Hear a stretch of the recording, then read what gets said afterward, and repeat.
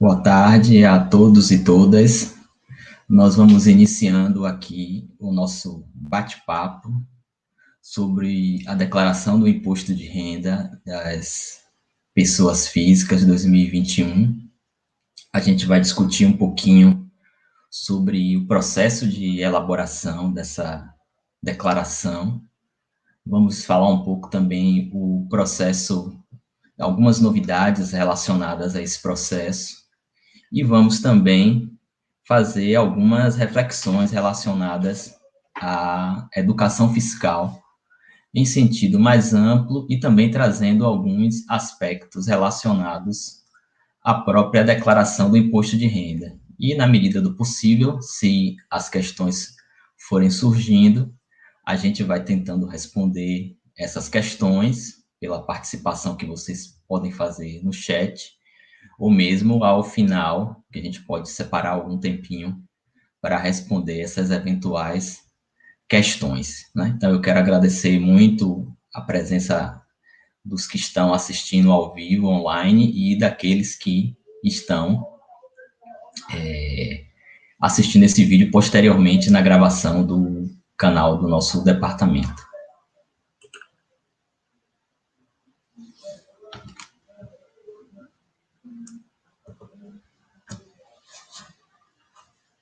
Bom, eu quero começar falando um pouco da declaração do imposto de renda, tentando contextualizar essa prática, digamos assim, esse instrumento que existe de fiscalização, de declaração e de apuração. Mas antes, deixa eu destacar que essa iniciativa também é uma iniciativa do nosso grupo de pesquisa, o Grupo Educação, Federalismo e Controle Social, o GEFEX, que a gente coordena, e essa iniciativa inserida num contexto mais amplo de um projeto de extensão denominado Contabilidade Cidadã. Bom, eu pretendo fazer esse bate-papo nosso, né, organizar ele em 10 pequenos itens, e, lógico, sempre na medida do possível, durante a apresentação ou mesmo ao término, tentar, através do chat, as perguntas que eventualmente forem surgindo, a gente possa responder ou debater, na medida do possível, né?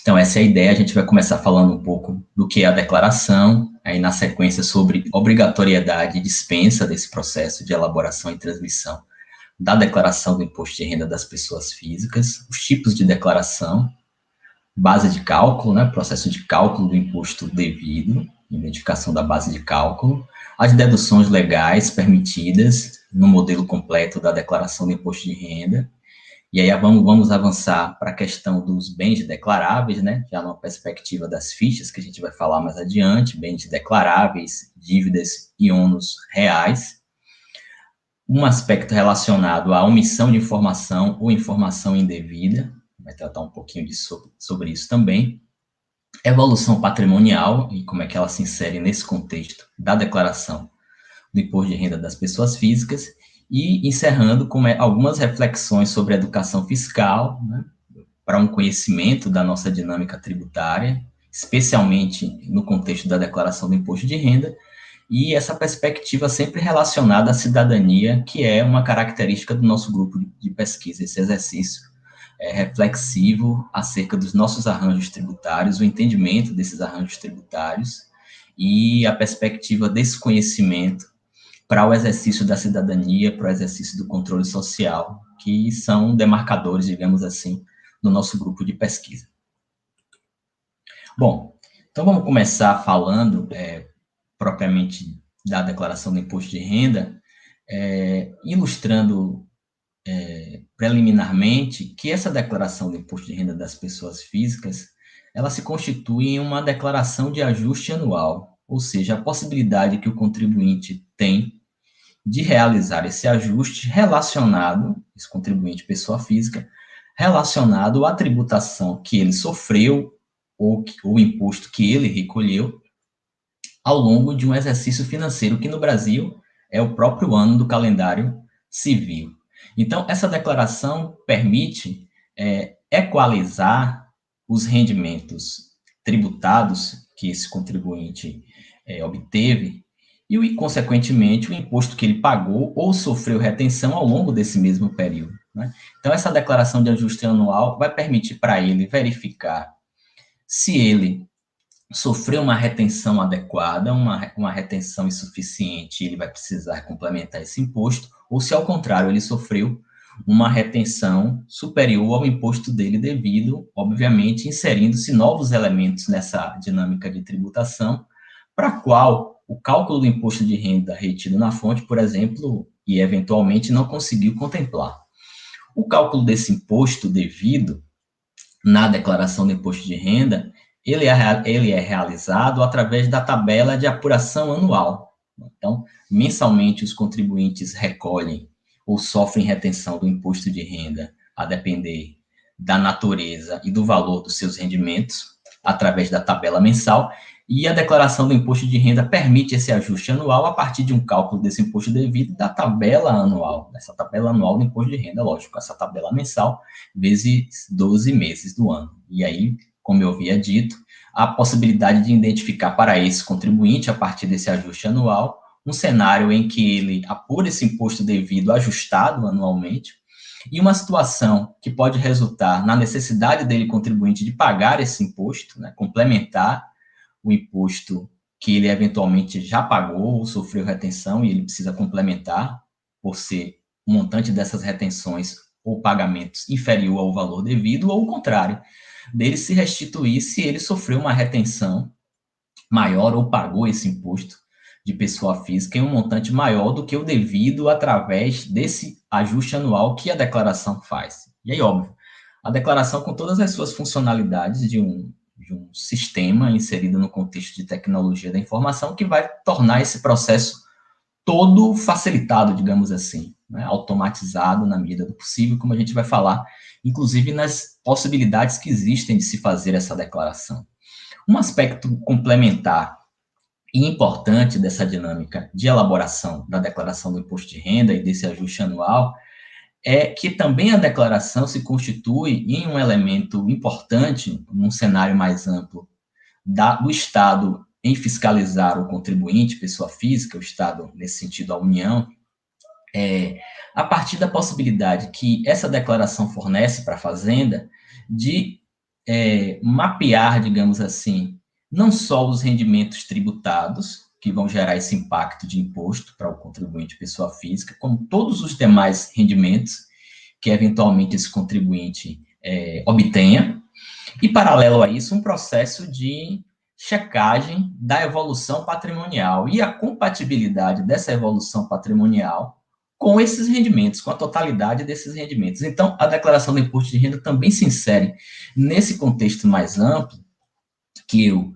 coloco, por exemplo, no nosso livro que nós lançamos sobre educação fiscal, de uma organização fazendária, né, profissional, estruturada e tecnologicamente referenciada, que vai buscar, através dessas práticas, né, de obtenção de informação dos contribuintes, através dos contribuintes, dos próprios contribuintes e daqueles que se relacionam indiretamente com eles e produzem transações econômicas que geram impactos tributários, a declaração também se insere nesse contexto mais amplo de fiscalização eletrônica desses contribuintes, uma vez que, para além de fazer um cálculo do imposto devido sobre os rendimentos tributados, permite também uma visualização mais ampla de um cenário econômico-financeiro desse contribuinte pessoa física, a compatibilidade dessa evolução patrimonial, ou seja, ele tem um patrimônio adequado ao montante de rendimentos que ele obtém e, eventualmente, uma fiscalização mais detalhada, mais sistematizada,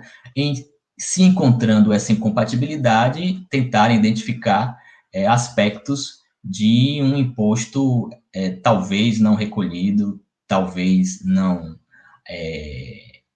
identificado da forma mais adequada possível. Então, a declaração do imposto de renda, para além de uma perspectiva desse ajuste anual, né, de possibilitar esse equacionamento de rendimentos e impostos pagos para um período de um ano, não só de um mês, como também um instrumento complementar de fiscalização eletrônica desses contribuintes, sem dúvida.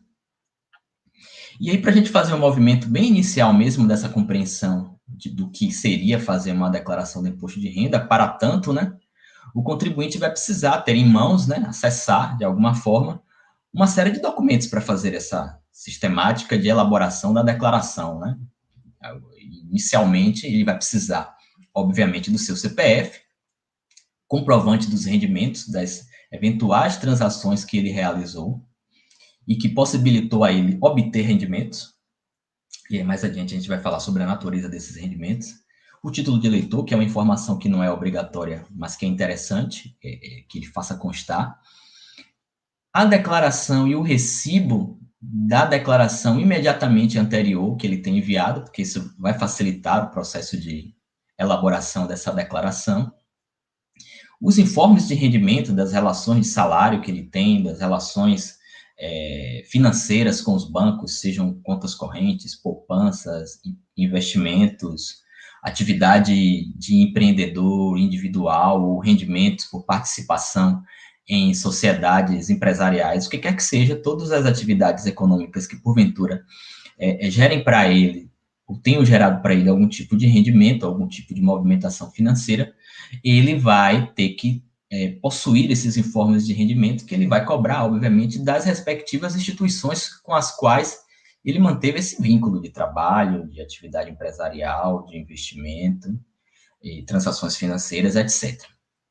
Também comprovantes de pagamento, e a gente destaca a educação e despesas médicas, porque são as deduções que ainda se constituem possíveis na declaração do imposto de renda, na perspectiva da declaração completa, como a gente vai falar daqui a pouco, informes de rendimento relacionados à previdência privada, que eu estou dando um destaque, dado digamos assim, a dupla possibilidade de inserção que esse tipo de transação financeira pode apresentar na declaração do imposto de renda, na perspectiva de bens, na perspectiva de rendimentos, na perspectiva de dedução do imposto devido, a gente vai falar sobre isso adiante, e toda e qualquer outra documentação relacionada a bens adquiridos ou bens vendidos, né? Porque tem uma outra situação que a gente não vai aprofundar especificamente nesse nosso bate-papo, mas que pode resultar no imposto devido, que é relacionado a ganhos de capital, mas aí sobre isso a gente vai falar também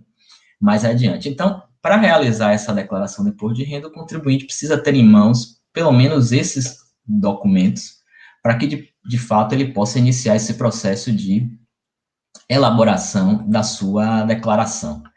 E essa declaração, como eu falava agora há pouco, ela inserida num contexto de tecnologia da informação há bastante tempo, há mais de 2 décadas, ela se configura disponível, né? A declaração se configura disponível no site da Receita Federal em 2 perspectivas. A perspectiva de se fazer o download do programa gerador da declaração, se acessar o site e baixar esse programa, ou a perspectiva de você fazer um cadastro chamado de código de acesso e acessar a declaração online ou a chamada declaração pré-elaborada, né? Uma declaração que algumas das informações do contribuinte já constam inseridas, e mais adiante a gente vai falar sobre isso quando estiver tratando das informações complementares do imposto de renda, como é que isso se processa, né? Como é que a Receita pode ter já algumas informações, a gente vai falar sobre isso. Mas então, nesse modelo consta uma série de informações já pré-estabelecidas nessa declaração da IPF online. O contribuinte valida essas informações, complementa com as que eventualmente não estão inseridas nesse modelo online e faz o processo de declaração semelhante ao processo do programa gerador, né? A diferença é que ele faz um download para o computador, para o tablet, para o smartphone dele e depois transmite, e na DIPF ele está elaborando essa declaração no próprio site da Receita Federal. São possibilidades distintas de se elaborar a declaração, que fica essas opções a critério do próprio contribuinte, aquilo que lhe der mais confiança, conforto e, digamos, simplicidade, de acordo com a disponibilidade de tempo, de tecnologias e de interesse que ele tenha. O sistema ele é estruturado, né, de uma forma bastante amigável, né? Ele é organizado através de fichas, né? E cada ficha dessa indica a natureza de uma determinada informação, tanto na perspectiva de rendimentos, de bens, de pagamentos, de direitos, de dívidas. Então, ela é estruturada num esquema, digamos assim, de fichas. O próprio programa possibilita a verificação de pendências, né? Ele vai sinalizando sempre que alguma informação importante esteja omitida ou esteja indevida na forma de preenchimento, e ele faz essa checagem também de uma forma automática ao término desse processo. Se a gente estiver falando do programa gerador, né, antes da transmissão, ele faz automaticamente essa checagem, e se existir algum tipo de pendência, ele já sinaliza ali a necessidade de se inserir um determinado dado, de um registro de um imóvel, de uma conta bancária, de uma característica de um bem, do CPF de algum dependente. Ele vai sinalizando todos os aspectos que possam eventualmente impactar na possibilidade de você transmitir. O processo de transmissão é feito na perspectiva online, uma vez que você autoriza a finalização, e no programa gerador, na perspectiva em que você estabelece esse comando de transmissão, e tanto em um quanto o outro, é gerado um recibo de transmissão, é gerada uma cópia da declaração que foi realizada, que o contribuinte deve fazer guarda disso tudo, né, juntamente com todos os elementos que eu citei anteriormente, de informes, de comprovante de transação, todos os demais elementos relacionados ao próprio processo de elaboração da declaração do imposto de renda, e ele deve guardar, porque numa eventual demanda por ajuste ou por uma eventual demanda por convocação da Receita Federal, na necessidade dele regularizar algum equívoco, algum erro, ou esclarecer, ou mesmo esclarecer algum aspecto de sua declaração, ele tenha isso organizado de uma forma sistematizada que vai facilitar para ele essa perspectiva de solução junto à Receita Federal. Então, é interessante que a gente tenha esse arquivo separado, digital ou fisicamente, para que, numa eventualidade, a gente possa acessar para prestar qualquer tipo de esclarecimento ou para regularizar qualquer tipo de equívoco. E aí, como eu falava, esse sistema é estruturado através de fichas, e a gente vai citar as principais aqui na declaração, que é a ficha de identificação, dependentes e alimentados, rendimentos tributados, rendimentos isentos, rendimentos tributados exclusivamente na fonte, pagamentos efetuados, bens e direitos e dívidas e ônus reais, né? Então, a identificação do contribuinte, os dados, como já sinaliza, de endereço, o próprio CPF, título, a natureza da ocupação, telefone, contato, a natureza da declaração, se ela é uma declaração original ou retificadora, a ficha de dependentes, em que vão constar os dependentes desse contribuinte, os alimentados, né, aqueles que eventualmente pagam pensão alimentícia, nessa ficha irão constar os dados dessas pessoas, os rendimentos tributados, né, que esse é o objeto do cálculo do imposto de renda, né, sejam esses rendimentos obtidos pelo contribuinte junto à pessoa jurídica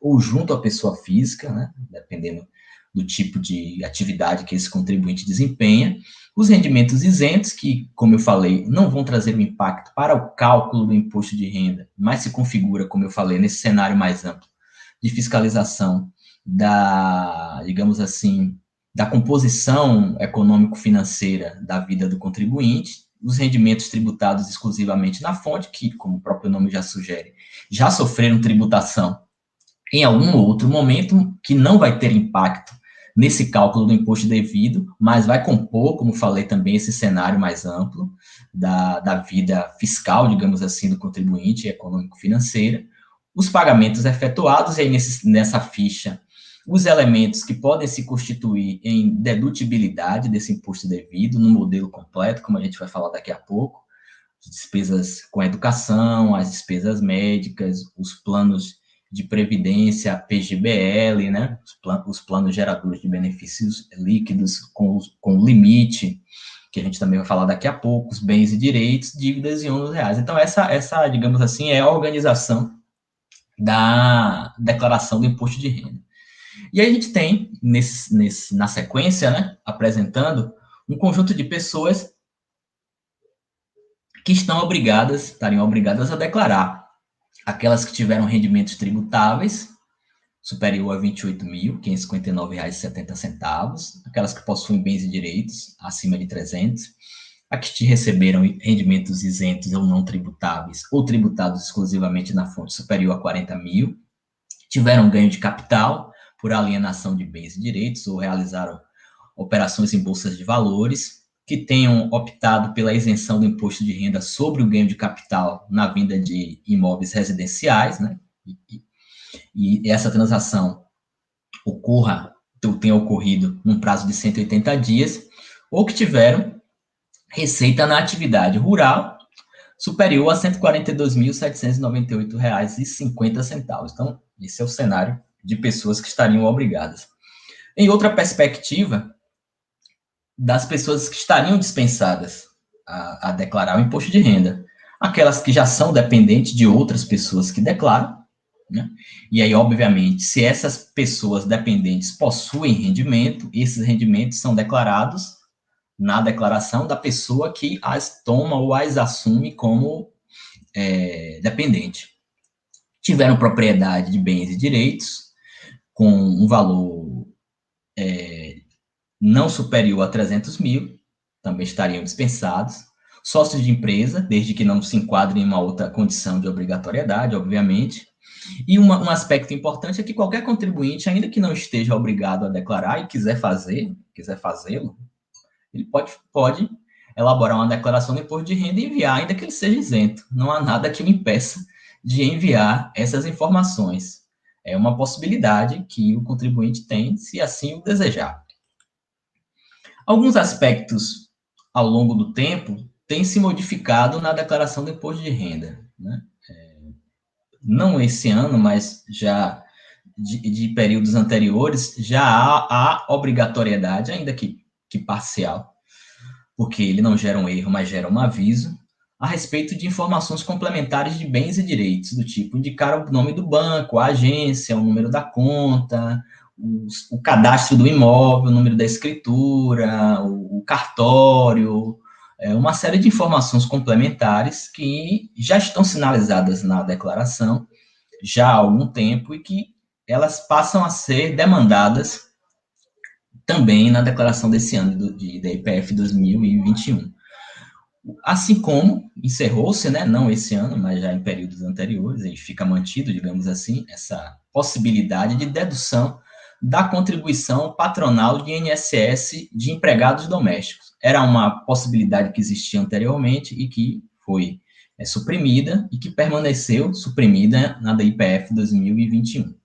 Surge de novo o benefício auxílio emergencial, que ocorreu no ano de 2020 e que ele é considerado, para fins de tributação, um rendimento tributado e, portanto, precisa ser declarado, né? E aí, aquela questão, então todo mundo que recebeu vai declarar? Não, continua valendo a mesma regra, né? Se você é isento, você recebe, como a gente vai mostrar a tabela na sequência, rendimentos inferior ao limite de isenção, você permanecerá isento, a não ser que, somado ao auxílio beneficial, você se torne contribuinte. Então, aqueles que têm rendimentos tributados ou ultrapassam o limite da isenção a partir do auxílio emergencial, vão, de fato, declarar o auxílio emergencial, e aí nasce uma situação que é a possibilidade de ter que devolver esse auxílio emergencial, caso ele tenha sido recebido de uma forma indevida, né? Porque, a princípio, seria destinado a pessoas que, naquele determinado momento, não teriam uma renda, ou teriam uma renda muito inferior. Então, óbvio que o processo, inclusive prévio, que eu vou falar daqui a pouco, que a Receita Federal tem de checagem de rendimentos, já sinalizará de forma muito clara se esse contribuinte se caracteriza como alguém que vai precisar devolver. Então, tem um site, né, que está aí evidenciado no slide, o contribuinte entra nesse site, ele obtém o informe de rendimento do auxílio emergencial, para que ele possa declarar. O próprio site sinaliza se há uma necessidade dele devolver ou não, se for, ele já gera a guia para fazer essa devolução. E como eu havia dito, esse auxílio emergencial, ele é caracterizado como um rendimento tributado, né? E que essa declaração do imposto de renda, ela tem como prazo máximo de envio, pelo menos por hora, até 30 de abril. Então, essa Esses são alguns aspectos, né, eu diria que de novidade mesmo, a perspectiva do auxílio emergencial, de ter que declarar a essa condição de rendimento tributado e, em detectado essa necessidade de fazer essa devolução, o contribuinte pode fazê-lo imediatamente no site que consta aí nesse slide, do Portal da Cidadania. Então, já avançando para falar sobre tipos de declaração, a gente tem a declaração completa, que leva esse nome porque abre a possibilidade, como eu falei anteriormente, de deduzir outros valores que no cálculo mensal do imposto de renda não seria possível, né? Notadamente despesa de educação e saúde. Então, é um modelo completo que traz essa possibilidade, a própria contribuição previdenciária, e um modelo simplificado em que é oferecido um desconto de 20% até um limite, né, de R$ 16.754,34, e nesse modelo simplificado não há essa possibilidade de novas deduções. O desconto é o desconto simplificado de 10%, obedecendo o limite. A vantagem é que na simplificada eu não preciso ter nenhum tipo de comprovação em relação a deduções possíveis, né? A minha dedução é o desconto, enquanto que na completa as deduções serão os documentos, os gastos dedutíveis que eu posso declarar. O programa, como falava anteriormente, no contexto da tecnologia da informação, ele o tempo inteiro sinaliza para o contribuinte qual é a melhor opção para ele. Na opção completa está dando tal imposto, na opção simplificada está dando tal imposto, e no momento da transmissão ele, de novo, sinaliza caso o contribuinte esteja optando por uma alternativa que não seja para ele, contribuinte, a mais interessante, sobre a ótica de pagar o menor imposto ou de restituir o maior valor. O próprio programa tem essa rotina já implementada. Então, o contribuinte, em relação a isso, vai se despreocupar, porque o programa, além de sinalizar o tempo inteiro a melhor opção, no momento da transmissão, ele ratifica isso e sinaliza para o contribuinte, eventualmente, a possibilidade dele mudar de um modelo para outro, se isso for mais interessante para ele. E aí, para a gente entender esses dois modelos, como eu já falei até um pouco anteriormente, o modelo completo, em que, como eu falei, o cálculo do imposto sempre considera o montante dos rendimentos tributados, para esses aí que é o impacto de imposto, então todos os outros entram naquele cenário que eu falei anteriormente, de composição, né, da vida, digamos assim, tributária do contribuinte. Nesse modelo completo, eu posso utilizar de algumas deduções, que a gente vai falar daqui a pouco sobre elas, encontro uma base de cálculo, e essa base de cálculo é realizado a identificação do imposto de renda devido. Na simplificada, da mesma forma, o montante dos rendimentos tributados, um desconto padrão de 20% até o limite de 16 mil, né? Ou seja, o desconto padrão não ultrapassa 16 mil, né? Se 20% dos seus rendimentos tributados for superior a 16 mil, então você fica com o limite de desconto de 16 mil. E também identificado uma base de cálculo para a identificação do imposto devido. E esse imposto devido, como eu havia dito, ele é encontrado através da tabela anual, que é essa aí que a gente está demonstrando agora. Então, até 22 mil. Se essa base de cálculo, tanto na completa quanto na simplificada, ela é até R$ 22.847,76, significa dizer que você é um contribuinte isento. Então, não há imposto a pagar. E aí, se eventualmente você sofreu retenção ou pagou, esse imposto que eventualmente você sofreu retenção e pagou vai ser restituído, como a gente vai mostrar na sequência. E todas as demais faixas, e identificando as respectivas alíquotas e os respectivos valores a serem deduzidos do cálculo do imposto, que representam, digamos assim, as parcelas de isenção e as parcelas tributadas em outras faixas do imposto de renda. E aí cabe o destaque, a gente vai fazer uma reflexão mais adiante sobre isso, que essa tabela anual, ela é a mesma desde 2015, né? Por isso que eu botei 2015 até quando, né? A gente vai fazer uma reflexão mais adiante sobre isso. E aí, identificado esse cálculo, como eu disse, o programa faz a base de cálculo, o programa faz o cálculo do imposto de renda com base nessa tabela, ele encontra, a partir das próprias informações que o contribuinte prestou dos seus informes de rendimento, os impostos que foram, o imposto que foi pago, o imposto que foi retido, né, a partir dos seus informes, ou mesmo a partir de DAFs que eventualmente esse contribuinte tenha pago, né, no Carnê-Leão, por exemplo. E aí o programa identifica esse imposto a pagar ou a restituir, e como eu disse, o tempo inteiro o programa sinaliza para esse contribuinte a melhor opção. E ocorrendo esse imposto a pagar, a possibilidade de se parcelar em até 8 parcelas mensais sucessivas, né, contanto que o imposto devido inferior a R$10 ele é dispensado. Que no parcelamento, nenhuma cota deve ser inferior a R$50. O imposto devido inferior a R$100 tem que ser pago em cota única. A primeira parcela desse imposto é devido no prazo da entrega, nesse caso, 30 de abril, até 30 de abril, ou último dia útil, que o antecede.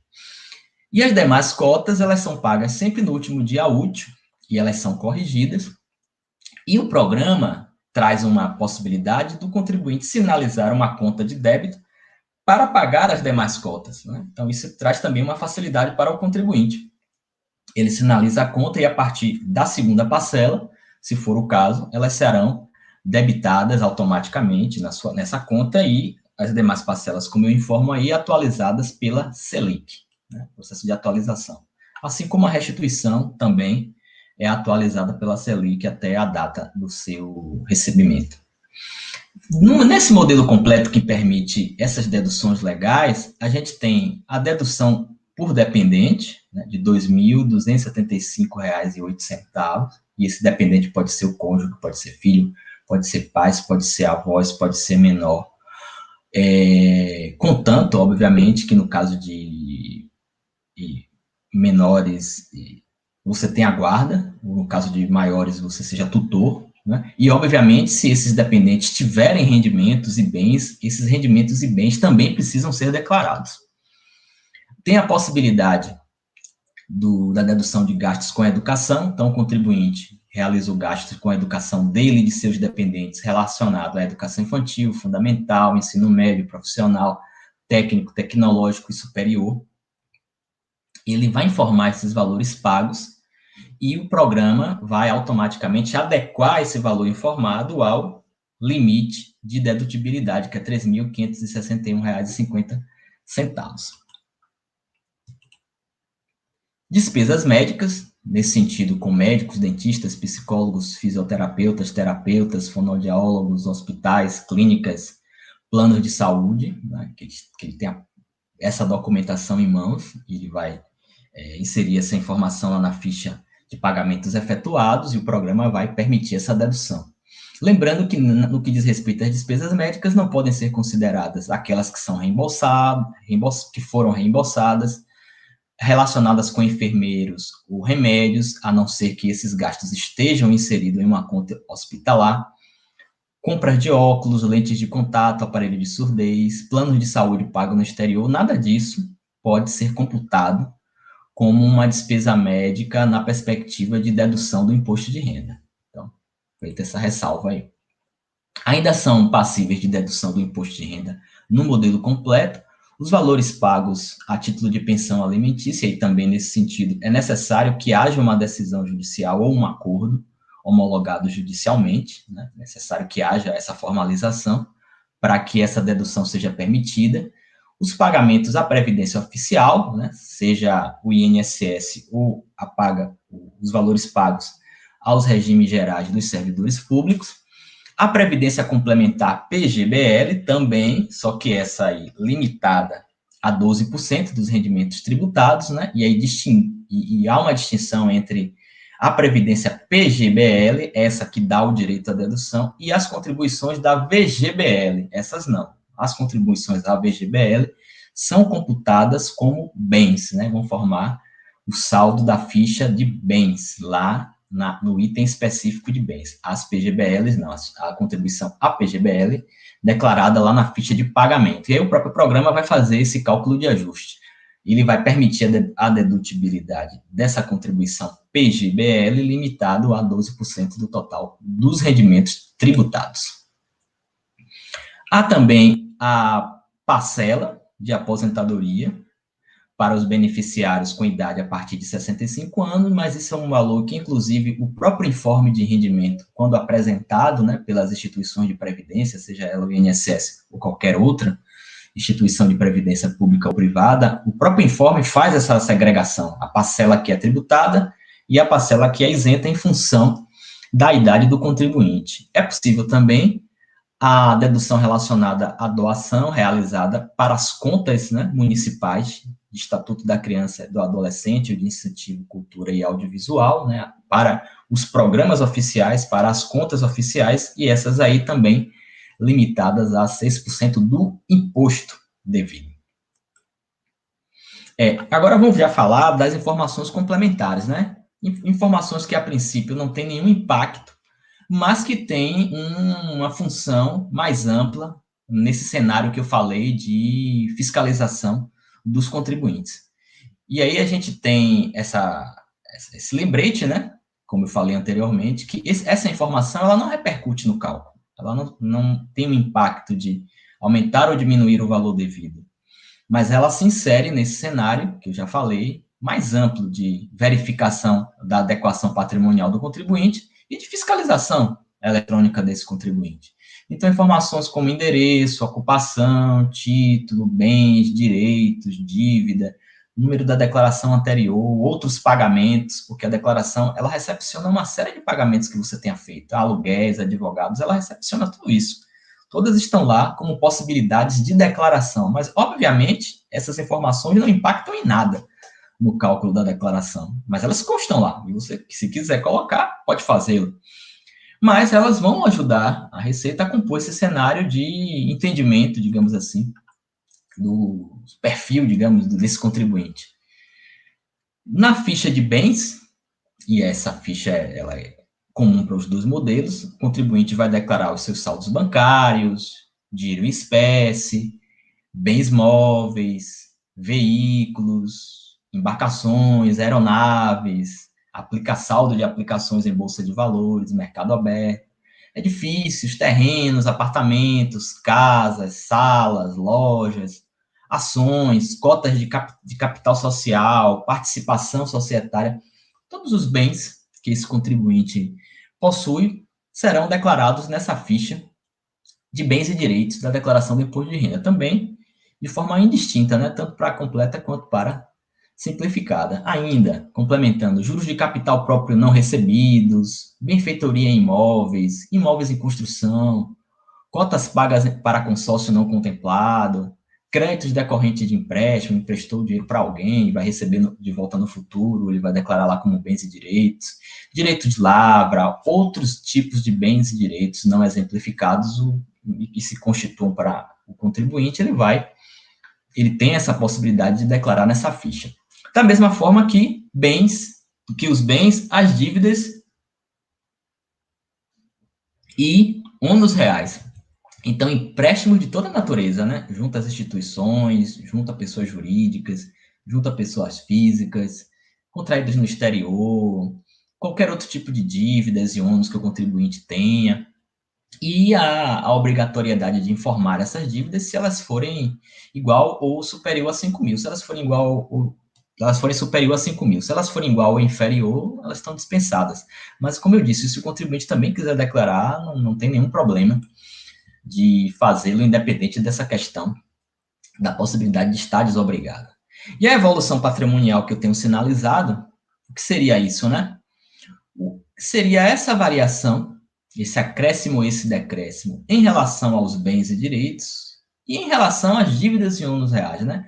A forma com que esse patrimônio desse contribuinte, né, varia, sendo na perspectiva de acréscimo, principalmente, e está compatível com os rendimentos que ele obtém, não é? Esse é um aspecto que poderá sinalizar para a Receita uma eventual declaração indevida, uma eventual declaração com omissão de informações, uma vez que, se ela perceber essa nuance, digamos assim, né? Então, como eu digo aí no slide, então essa evolução ela precisa manter, até por uma questão de lógica, uma compatibilidade com os rendimentos, né? Eu não posso ter uma variação patrimonial de 1 milhão, a não ser que eu tenha recebido uma doação, e aí eu também teria que declarar essa doação, com rendimentos de 100 mil. Né? É sobre isso que a gente está falando. Uma discrepância entre evolução patrimonial e rendimentos. Então, esses elementos são possíveis de serem avaliados através da declaração do imposto de renda e de outros elementos que a gente vai falar daqui a pouco. E aí, óbvio, uma vez que a Receita percebe isso, ela poderá, né, entender que há um indício de fraude e suscitar um processo de averiguação, né, mais detalhado desse contribuinte. Suscitar ou não, né? E aí é importante, para compor esse cenário mais amplo de fiscalização eletrônica dos contribuintes, a gente entender que a Receita Federal ela já dispõe da maior parte das informações relacionadas à vida do contribuinte, né? O que ela faz no ajuste anual é dar a gente a possibilidade de adequar esse imposto a partir das outras informações, ou a partir delas confirmar essas informações que ela já dispõe do contribuinte, né? Então, eu digo aí no slide, a maioria das informações a Receita Federal já dispõe, através de outras fontes, né? Então, se eu recebo o salário de uma empresa, aquela empresa que eu sou empregado enviou para a Receita Federal uma DIF. Se eu tenho uma despesa médica, um plano de saúde, essas instituições de saúde enviou para a Receita Federal uma declaração de serviços de saúde. A Receita Federal já dispõe. Se eu realizo transações financeiras em montante elevado, usando instituições bancárias, as instituições bancárias reportam ao Banco Central, que reportam à Receita Federal, né? Então, o processo de elaboração da declaração anual é, de fato, um processo de ratificação, digamos assim, da maioria das informações que o contribuinte vai inserir. E aí, óbvio, se eu cometo um erro, um equívoco, ou quero induzir, ou quero implementar algum tipo de informação inadequada, para a maioria dessas informações, a Receita já vai identificar de imediato. De imediato, a partir dessas checagens, né? Meus rendimentos tributados nas DIFs, meu plano de saúde com as declarações das instituições de saúde, as minhas transações de imóvel com as declarações que os cartórios fazem também à Receita, as minhas transações de veículos novos da mesma forma, as minhas transações de valores mais elevados. Então, isso poderá ser objeto de uma análise mais profunda, como eu falei, da Receita Federal. Que esse processo, né, de verificação, de convocação para a prestação desses esclarecimentos, sejam porque essas informações estão divergentes, seja porque elas foram omitidas, sejam porque elas estão indevidas, é denominado de malha fina, que a gente tanto ouve falar, né? O que é a malha fina? É esse processo. Olha, a Receita checou a informação sua e tem algum problema com ela. Ela não está compatível com uma outra informação que a Receita já dispõe, né? Aí eu declarei que pago uma pensão e, obviamente, a pessoa que recebe essa pensão precisa declarar também. Então, se ele não encontra essa informação em 2 lugares, eu tenho um problema de inadequação. Então, eu vou convocar esse contribuinte para ele apresentar a documentação, porque, de repente, foi um erro de uma das partes e aí eles podem retificar.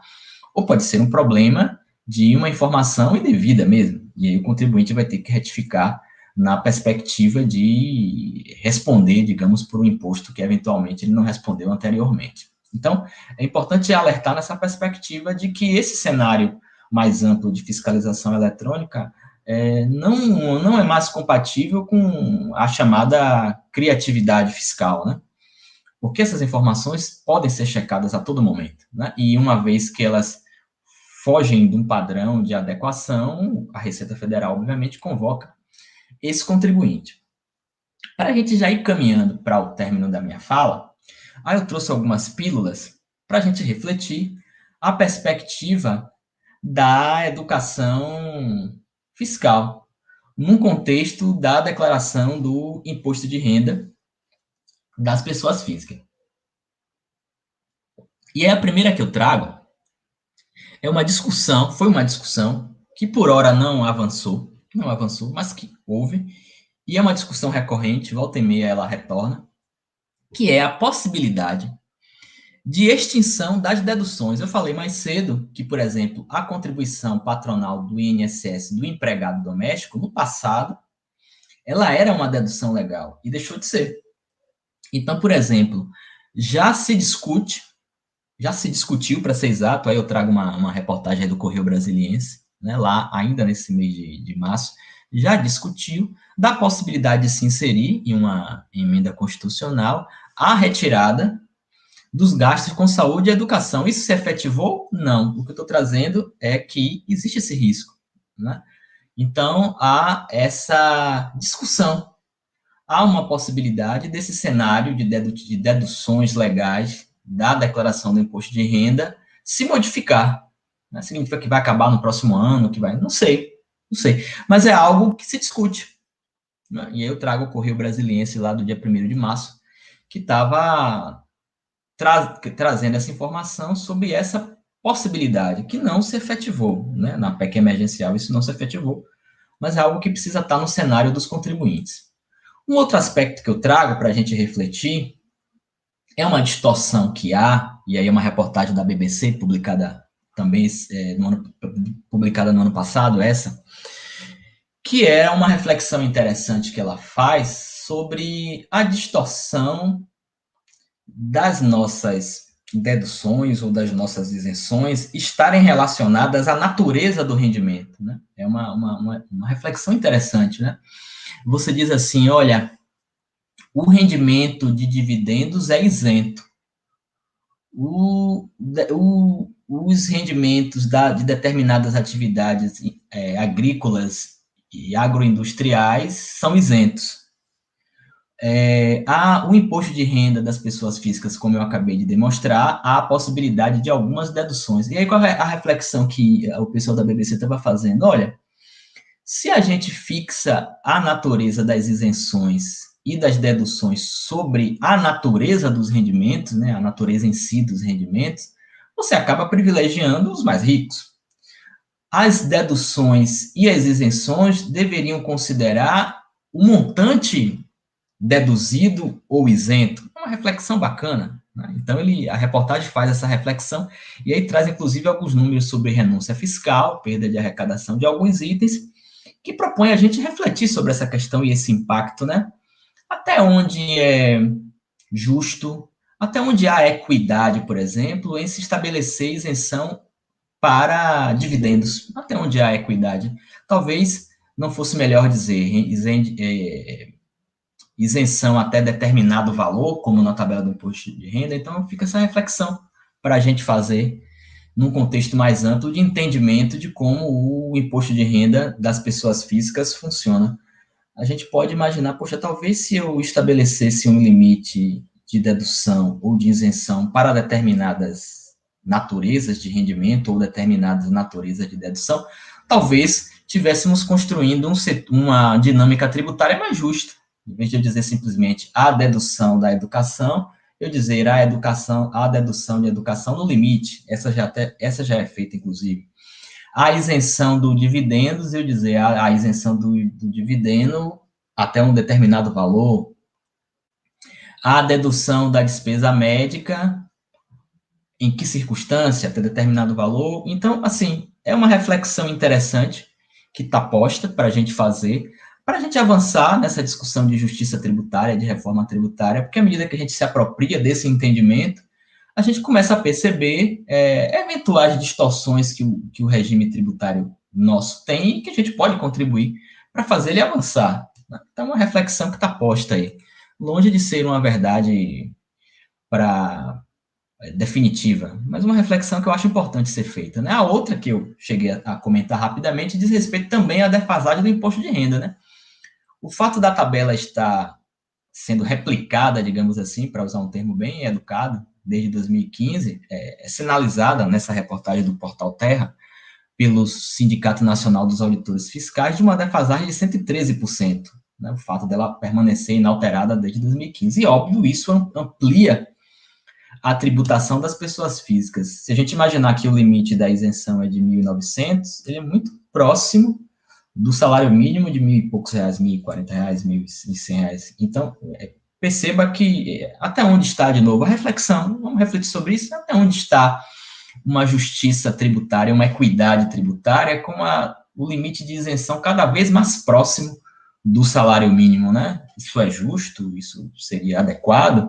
É uma reflexão também interessante da gente fazer, e ela se dá justamente a partir do momento em que essa tabela não é atualizada. Né? É uma reflexão também interessante de ser feita. Uma outra que eu trago, já encaminhando para finalizar a nossa apresentação, é um cenário da década passada, da retrasada, né, do 10 no caso, do perfil de tributação entre Brasil e países da OCDE, que é algo que a gente sempre tem falado, participações que a gente faz nas pesquisas, nos grupos, no livro que a gente publicou. E a gente percebe a tributação da OCDE do lado direito da tela, de azul, a tributação de imposto de renda e lucros em países da OCDE na proporção de 33%, né, do que compõe os tributos nesses países. E no Brasil, numa perspectiva de 21, né, 10 a menos. E aí, para a gente objetivar a discussão, quando a gente olha na parte escura do gráfico, impostos gerais sobre consumo, a gente percebe no Brasil 39,1% da composição, digamos assim, desses tributos no Brasil, e do impacto desses tributos no Brasil, e na OCDE de 20%. Então, percebam que nesses dois itens, você tem nos países da OCDE uma tributação mais direcionada à renda e ao lucro, e menos direcionada ao consumo, que é uma reflexão importante de ser feita, né? À medida em que se tributa o consumo, também se penaliza aqueles que menos têm condição financeira, né? Que têm menores salários, menores renda. Né? Então, é um movimento importante que o Brasil precisa realizar de ajuste na sua estrutura tributária, né? Maior ênfase para o lucro e renda, menor ênfase para o consumo. Primeiro, porque vai trazer conforto para os seus cidadãos, na medida em que eles podem acessar itens de bens e serviços com valores menores, por conta de uma menor tributação, e vai trazer uma perspectiva de justiça tributária, uma vez que a gente vai tributar lucros e renda, e aí, de fato, vamos tributar mais aqueles que podem mais, enquanto que se a gente traz, como ainda é no Brasil, uma tributação focada no consumo, a gente acaba penalizando aqueles que ganham menos ou que menos podem, porque eles pagam a grande quantidade de tributos no momento em que consomem tudo, né? Energia elétrica, combustível, alimento, roupa. Então, é uma discussão que precisa ser feita, né? E que a gente vem vencendo décadas, vem vencendo, e a gente nunca encaminha uma discussão de rearranjo dos nossos tributos ou de uma reforma tributária que caminhe para isso aí, né? A gente sempre tangencia essa perspectiva de ampliar a tributação de rendas e lucros e diminuir a tributação de consumo. Essa discussão é sempre tangenciada, mas é algo importante de ser colocada e da gente também trazer para reflexão nesse movimento que o nosso grupo de pesquisa sempre faz, de discutir tributos, mas de discutir também conhecimento, e esse conhecimento engajado em um sentido de construção de cidadania, de exercício de cidadania. É uma reflexão que eu trago. E aí, agora, assim, já encerrando mesmo a nossa fala, eu aproveito para aqueles que querem se dedicar a esse entendimento mais detalhado do ganho de capital, da atividade rural, do fazer da declaração, a gente lançou há uma semana o curso de declaração do imposto de renda das pessoas físicas na plataforma CLON, que é a plataforma Cursos Livres Online, que são cursos abertos, em que o interessado, seja ele da comunidade da nossa universidade, né, da UNEB, quanto de qualquer outra comunidade, qualquer outra pessoa interessada pode participar, ela entra nesse endereço aí, extensão unead.uneb.br, faz um cadastro, acessa o curso, tem uma condição de fazer atividades práticas, tem uma condição de acessar um certificado de carga horária de 12 horas e de aprofundar um pouco mais esse contato com a prática do elaborar a declaração do imposto de renda das pessoas físicas. Então, tem esse movimento importante que também se insere dentro da perspectiva do nosso grupo de pesquisa, né, do nosso projeto Contabilidade Cidadã, projeto de extensão. Ele também, essa é uma iniciativa também vinculada ao nosso grupo de pesquisa e está disponível para aqueles que tiverem interesse, ok?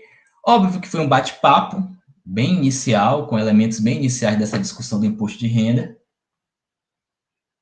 Aqueles que querem e devem se aprofundar dessa discussão do fazer e do pensar, em sentido mais amplo, a questão da tributação das pessoas físicas e do próprio processo de elaboração do imposto de renda das pessoas físicas, a gente tem o próprio site da Receita Federal, que nos municia com uma série de informações interessantes, tanto na perspectiva do fazer mesmo, da técnica, quanto dessas outras reflexões de arrecadação, de perfis, de informação acerca de renúncias fiscais e de isenções, está tudo muito disponível e muito bem organizado lá. O nosso curso, que a gente acabou de falar, é EAD, lá na plataforma Clon, da nossa universidade. O nosso livro, Educação Tributária, Questões de Política e Cidadania, que a gente faz essa reflexão bem mais ampla, né, para além da declaração do imposto de renda para os outros tributos, né, inclusive e especialmente os tributos relacionados ao consumo, naquilo que a gente entende que seria necessário a gente enfrentar em termos de rearranjos da nossa, como é que se diz? Do nosso sistema tributário. E aí, para finalizar mesmo, os agradecimentos à nossa universidade, a Universidade do Estado da Bahia, que eu sou professor titular no Departamento de Ciências Humanas e Tecnologias, em Camaçari, a Pró-Reitoria de Extensão, PROEX e a Unidade Acadêmica de Educação à Distância, que nos possibilitou as ferramentas tecnológicas para fazer o curso em EAD, que eu sugiro que, para aqueles que têm interesse, participar. E a gente vai caminhando para encerrar a nosso bate-papo, né? E, como é que se diz? Sugerir essas opções de leitura, essas opções de treinamento a partir da nossa plataforma, e que esse vídeo, esse nosso bate-papo vai estar disponível mais adiante no canal do nosso departamento, e que vocês possam permanecer estudando, buscando esses conhecimentos e contribuindo para esse exercício que eu falo de cidadania, de conhecimento, e que a gente possa caminhar, quem sabe, numa perspectiva de construir um sistema tributário mais interessante, numa perspectiva da equidade e da justiça fiscal. Então, eu vou deixar esse grande abraço para vocês, obrigado por estar acompanhando a gente, e a gente se encontra por aí. Um grande abraço, até mais.